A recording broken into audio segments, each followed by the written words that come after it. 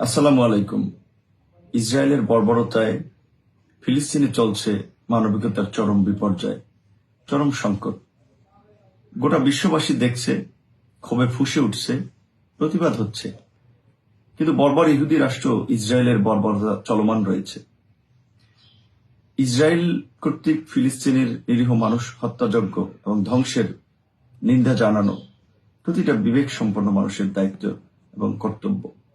শুধুমাত্র ধর্মীয় দৃষ্টিকোণ থেকে নয়, মানবিকতার জায়গা থেকেও এই প্রতিবাদ করাটা প্রত্যেকের দায়িত্ব বলে আমরা মনে করি।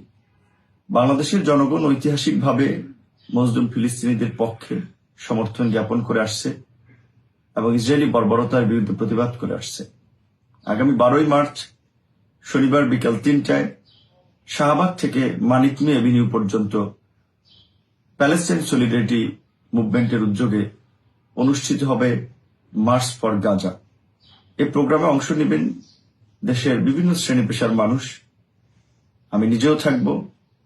12 তারিখ শনিবার বিকাল 3টায় এই প্রোগ্রামে অংশগ্রহণ করার জন্য সকলকে আহ্বান জানাই। ধন্যবাদ।